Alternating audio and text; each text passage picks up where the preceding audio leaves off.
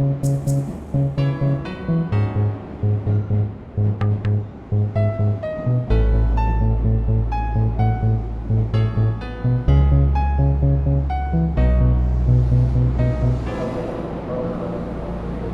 は横手に停まります。まもなく発車いたします。池袋方面から来る電車の多くがここ飯能までの運行であること、そしてこれから先は山岳路線の様相を呈すること、それらの理由から飯能から先は別の路線であるかのような印象を受けるが、この先阿賀野までは引き続き池袋線、その先阿賀野から西武秩父までは西武秩父線となる。特急秩父号西武秩父行きでございます。次は横瀬に停まります。 Ladies and gentlemen, welcome on board the Chichibu Limited Express bound for Seibu Chichibu. The next station is Yokoze. それではいざ山登りへ出発してみよう。飯能駅は行き止まりの構造であり、秩父方面へ行くには進行方向を逆にしなければならないスイッチバックと呼ばれる方式。貨物列車は機関車の付け替えが必要になり、その手間を省くための解決策として飯能駅を経由しない線路を敷く計画があった。その用地が今でも残されている。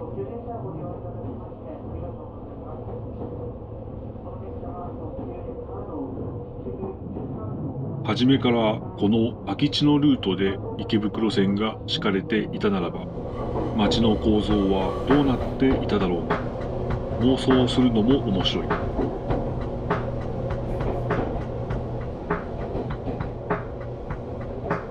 東飯能では JR 八高線へ乗り換えができるが、特急は通過。飯能から阿賀野までのこの区間は、阿賀野で採れた石灰石や砕石を運ぶために昭和4年に開業。阿賀野から先の区間は東横瀬からのセメントを運ぶために昭和44年に開業している。それと同時に特急秩父号も走り出し、観光地秩父へ人を運ぶ使命も与えられた。狛駅ではセメントを貯蔵するための巨大サイロ。平成8年までは貨物列車からセメントが降ろされ、このサイロに貯蔵されていたのだそう。いやー、この存在感、主役級の佇まい。おそらく需要と供給のバランスを取るために山を降りたこの場所にセメントの一時保管場所を作ったのだろう。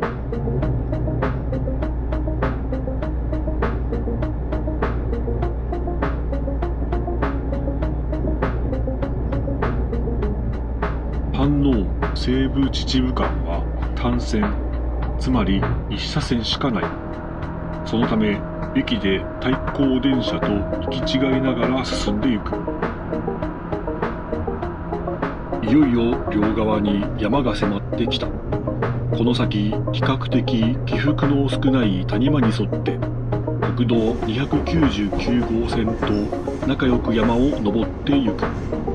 そこを流れる高麗川は山里の美しい風景を生み出し退屈しない。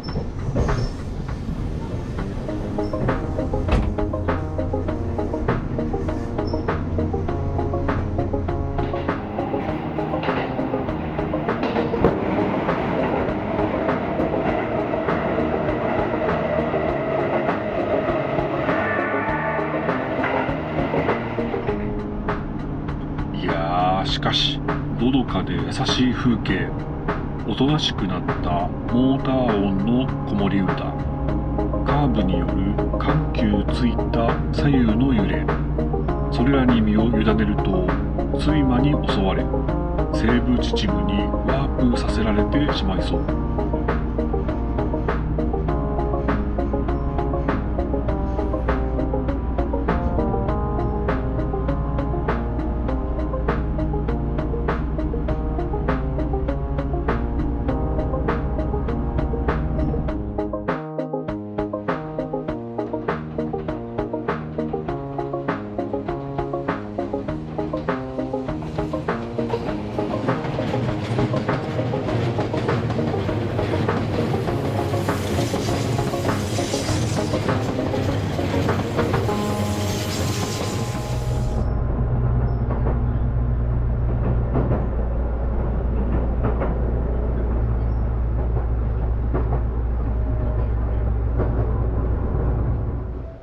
江戸時代には絹を運んだり、秩父の観音信仰を巡礼する札所巡りをする人々が行き交った秩父街道。その宿場町阿賀野宿に面して池袋線の終点阿賀野駅がある。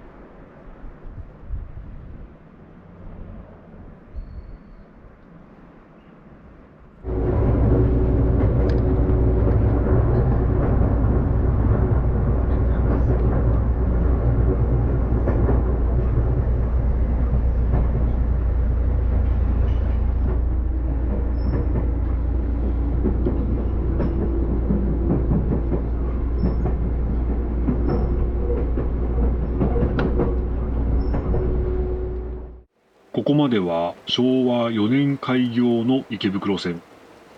ここから先は昭和44年開業の西武秩父線。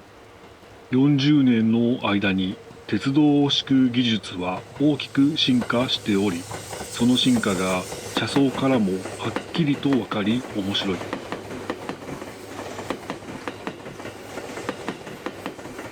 奥に見える採石場から採取された石が、かつて貨物列車によって都心方面へ搬出されていった。今でも残る巨大な積み込み設備、ホッパーと呼ばれ、下の空間に貨物列車が入り、上の貯蔵層から石が降ってくる構造。貨物列車からダンプカーにバトンタッチし、今でも現役で使われているようだ。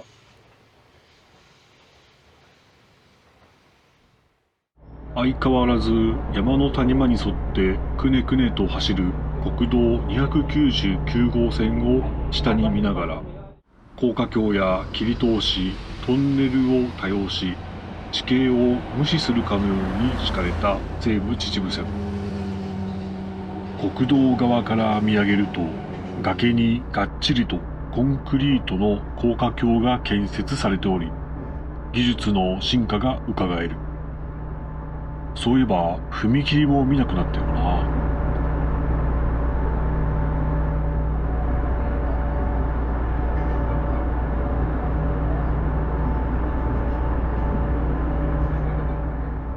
トンネルが山を貫き、できるだけ直線かつ一定の勾配で登るように作られている。40年の期間をもってして人が自然を制したとすら思わせるほど、地形など気にせず澄ました顔で走るレッドアロークラシック。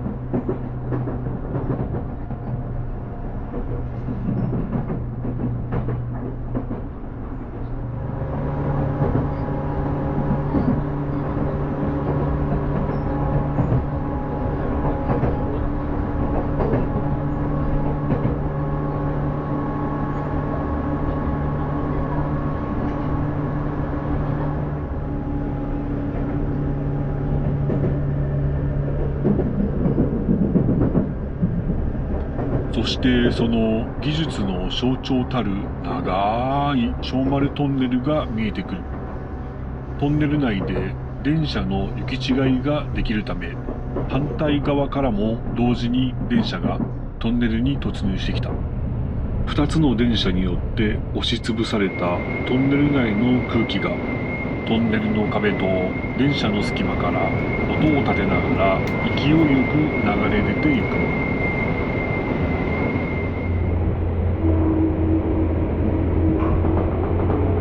開通当時は私鉄最長4811メートル、西武秩父線の距離が19キロメートルなので、実に4分の1を小丸トンネルが占めることになる。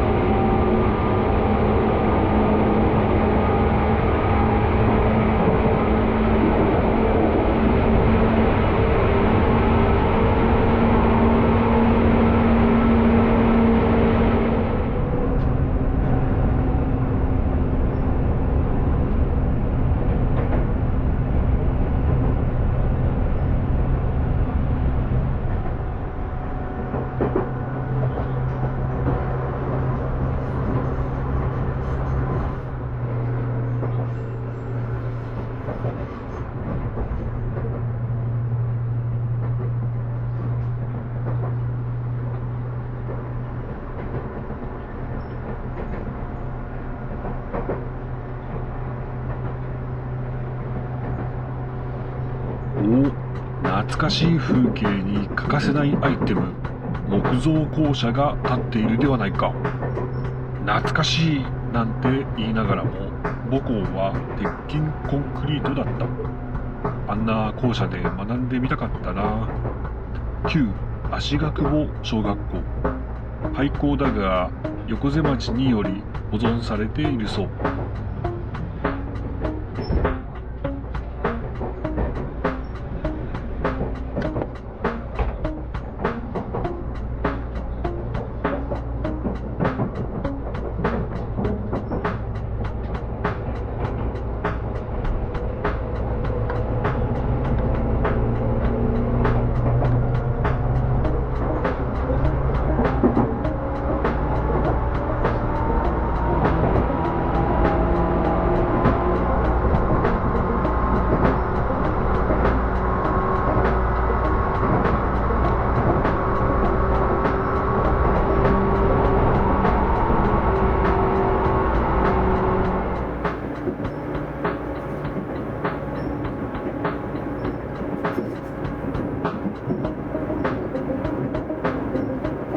下り坂のカーブが続く区間。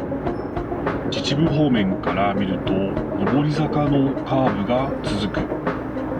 セメント貨物列車は重さが1000トンもあり、この坂を上るためには相当なパワーが必要になる。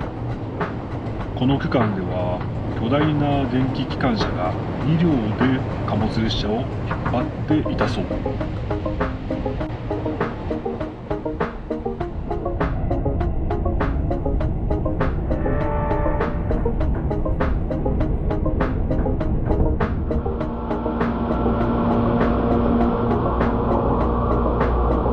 石灰石の山、武甲山、ついに現る。山からはベルトコンベヤーにより石灰石が運ばれ、工場でセメントに加工された上で貨物列車に積み込まれていた。ここがセメント輸送の出発地、東横瀬駅である。今でもレールが撤去された広い空き地に詰所とホッパーが残され、当時の様子が目に浮かびやすい。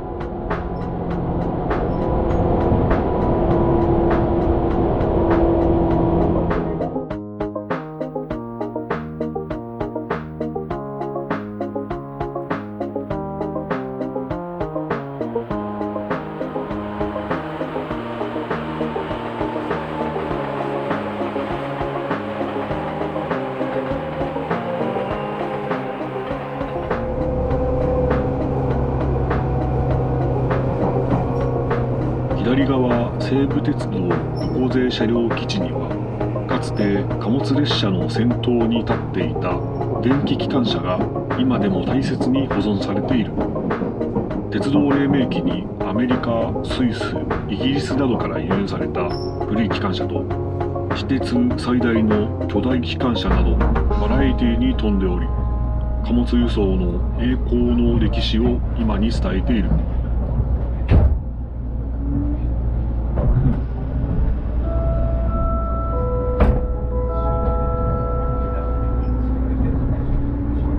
お待たせいたしました。次は西武秩父終点でございます。忘れ物をなさいませんようご指定ください。秩父盆地の縁の部分、羊山を抜けると、周りを丘や山で囲まれた秩父盆地に入る。右に急カーブして高架橋を降りれば、終点西武秩父駅の特急ホームに到着。秩父鉄道をご利用のお客様は一度改札口を出まして秩父鉄道お花畑駅へお向かいください。お降りの際落とし物お忘れ物をなさいませんようご注意ください。本日は特急レザーロをご利用いただきましてありがとうございました。終点西武秩父に到着いたします。大正時代から絹やセメントの町として栄え、風光明媚な観光地としても昔からその名が知られている。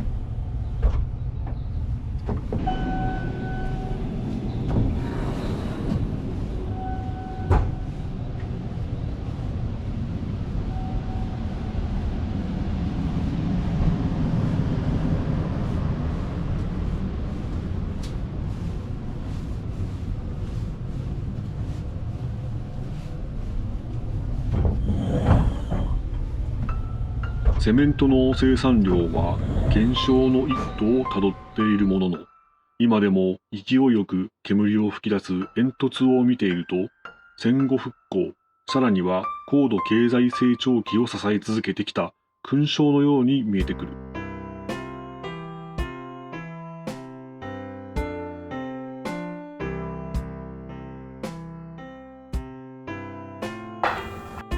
セメントなど西武鉄道による貨物列車の痕跡を探す旅。平成8年の貨物列車終了から25年以上が経った今でも多くの痕跡が残されていました。また都会から郊外へ、平地から山岳地帯へ、目まぐるしく変わる車窓も1時間半とは思えない見応えがありました。